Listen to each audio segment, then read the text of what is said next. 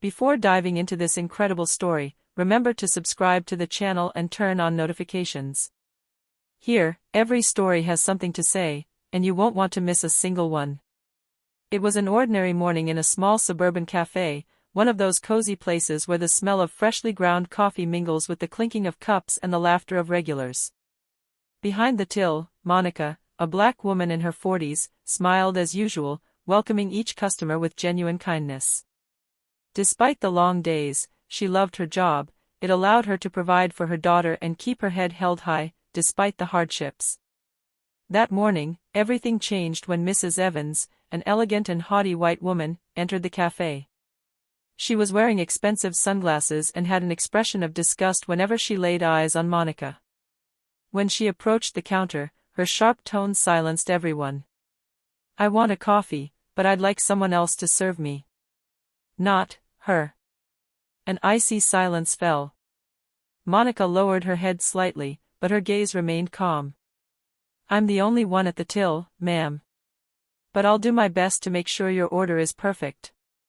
Shocked customers watched the scene, some filming discreetly. Mrs. Evans sighed in annoyance, then blurted out, "I suppose that even here, we can no longer avoid these kinds of situations." But what she didn't know was that life was about to teach her a lesson in humility that she would never forget. A few minutes later, a man in a suit entered the cafe. It was the owner of the chain, and also Monica's son. What he was about to say in front of all the customers would not only put Mrs. Evans in her place, but also reveal the true dignity of the woman she had just humiliated. The cafe was full that morning. You could hear the conversations, the laughter, the clinking of cups, until Mrs. Evans' cold voice broke the atmosphere. "I told you I wanted a latte, not a lecture. Do you even understand English?" she said with a contemptuous smile. Monica, ever polite, replied calmly, "Yes, ma'am. Your latte will be ready in a minute." But the humiliation didn't end there. Mrs. Evans crossed her arms, sighed heavily, and added, "It's incredible. You people always have this falsely kind tone, as if you're trying to compensate for something." A murmur of indignation rippled through the room.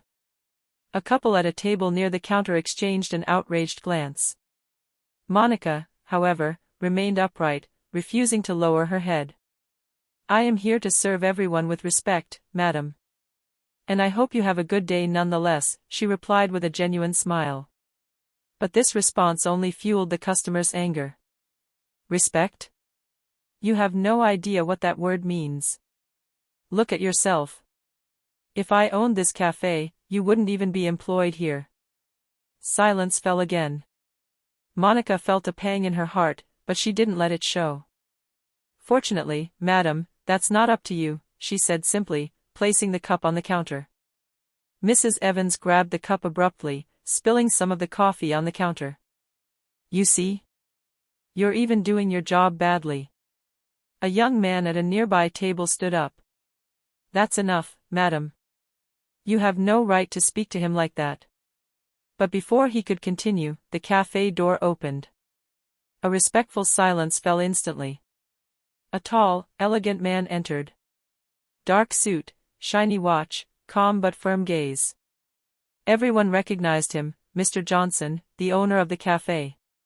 He slowly approached the counter, observing the scene. Mrs. Evans raised her chin, visibly relieved. "Oh, finally. I'd like to speak to the person in charge. That woman disrespected me." Mr. Johnson stared at Monica for a moment, then turned to the customer. "That's my mother. And if anyone here deserves respect, it's her." A murmur rippled through the cafe. Monica, her eyes moist, remained frozen. Mrs. Evans' face turned livid. Your mother?" she stammered. "Yes. She started here 10 years ago. Thanks to her work and her dignity, this cafe still exists. And today, you come here to insult her, to belittle her?" The customers, all witnesses, took out their phones. Some applauded softly. Mrs. Evans, trembling, tried to reply. I didn't know." "Exactly. You didn't know. But that's the problem, people like you never take the time to find out before judging, he said calmly. He took the coffee cup, placed it in front of her, and added, "You can drink it, or leave. But from today onward, remember, a person's worth is not measured by their color, nor by their job." Mrs. Evans, ashamed, lowered her eyes and left without saying a word. Monica, for her part, finally had a real smile, that of a dignified woman who had just, without anger or shouting, given a life lesson through her calm and inner strength. 2 days had passed since the incident. The cafe had returned to its usual atmosphere, the smell of hot coffee, conversations, laughter, soft music in the background. But Monica, despite her smile, harbored a bitter memory. She hadn't seen Mrs. Evans again, and, to tell the truth, she hadn't expected to. That morning, as she was putting away cups behind the counter, the door slowly opened. Everyone turned around.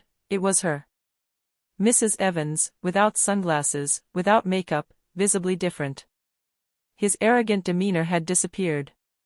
She held a small bouquet of flowers in her trembling hands. "Hello, Monica," she said in a low voice. Monica remained silent for a moment, then simply replied, "Hello, madam. How can I help you? I didn't come here to order. I came here to apologize." A hushed murmur rippled through the room. The customers, who remembered the previous scene, watched with curiosity. Mrs. Evans continued, her voice trembling. "That day, I was angry. But not at you. At myself. I lost my husband 6 months ago, and since then, I've been projecting my pain onto others. It's not an excuse. But I wanted you to know." Monica looked at her, her eyes moist, but still serene. "Pain doesn't give you the right to hurt others, madam. But I understand." Mrs. Evans nodded, moved. "You know, what touched me most wasn't what your son said to me. It was how you remained calm. You could have yelled at me, humiliated me in turn, but you chose dignity." She placed the bouquet on the counter. "I would like to make amends for my mistakes, one way or another." Monica smiled gently. "Forgiveness, Mrs. Evans, is already a form of reparation. And it costs nothing." A benevolent silence filled the room. The customers, visibly moved, resumed their conversations in hushed tones. Mrs. Evans wiped away a tear and added, "I may not deserve your forgiveness, but, thank you for this lesson. You reminded me what humanity is." Before leaving, she took a map out of her bag and placed it on the counter. "If you ever need anything. I work at the town hall. I will make sure that a woman like you is never again treated the way I treated you." Monica watched her walk away, her heart at peace. She understood that, sometimes, the deepest wounds could transform into bridges between two souls. And that morning, in that small American cafe, a racist woman and a black cashier had proven that compassion was worth more than hate. The cafe had just closed in the evening. The clinking of cups had ceased, the chairs had been turned upside down on the tables, and the setting sun bathed the room in a golden light. Monica was putting away the crate when the door opened gently. It was David, his son, the owner of the cafe. He greeted her with a tender smile. "Hi, Mom. Are you still there?" "Yes, I was just finishing up the till," she replied, wiping her hands on a cloth. He approached the counter, noticing the bouquet placed near the cash register. "Whose flowers are these?" he asked. Monica hesitated for a moment, then replied. "From Mrs. Evans. She returned today." David frowned, surprised. "What? She dared to come back? After what she said to you?" Monica smiled gently. "Yes. But this time, she didn't come to humiliate me. She came to apologize. And I accepted." David shook his head in disbelief. "Have you forgiven her? After everything she put you through in front of everyone?" Monica looked up at him, her gaze calm and deep. "My son, forgiveness is not for her. It is for me. If I hold on to anger, it is my heart that will become heavy, not hers. David remained silent, touched by his mother's wisdom. She added, as she placed the bouquet in a vase. You know, when your father died, I thought I would never be able to smile again. But I understood that life goes on, and that it tests us. Today, it was up to life to learn, and up to me to choose. Choose? David demands. Yes. A choice between resentment and peace. And I chose peace. He gazed at her for a long time, admiringly. You are the strongest woman I know, Mom. She laughed softly. No, my son. I'm just a woman who has cried too much to stop wanting to hate. David placed a hand on his shoulder. I'm going to make sure your story is known. People need to see what true strength is, the strength of the heart. Monica nodded, a tender smile on her lips. If my story can remind someone that kindness is not a weakness, then it was all worth it. Peaceful silence returned. Outside, the streetlights came on, and the cafe filled with a gentle warmth. The day ended on a note of hope, that of a black woman who, faced with hatred, had chosen the light of forgiveness, and who, without knowing it, had just inspired an entire neighborhood. A few days later, the small suburban cafe was no longer the same. Journalists, cameras, and even curious onlookers stopped there, drawn by a story that had gone viral. A black cashier forgives a racist woman and offers her a true lesson in humanity. It all started when a customer who was present on the day of the incident posted the video on social media. In just a few hours, millions of views, shares, messages of admiration. People were talking about Monica, about her dignity, about her kindness. In a country often divided by hatred, this simple woman had just reminded everyone that the power of forgiveness could disarm even the most deeply rooted hatred. One morning, Monica arrived at work as usual. But when she opened the door, she discovered a surprise. On the counter, a white envelope, with his name carefully written on it. Inside, a handwritten letter. Dear Monica.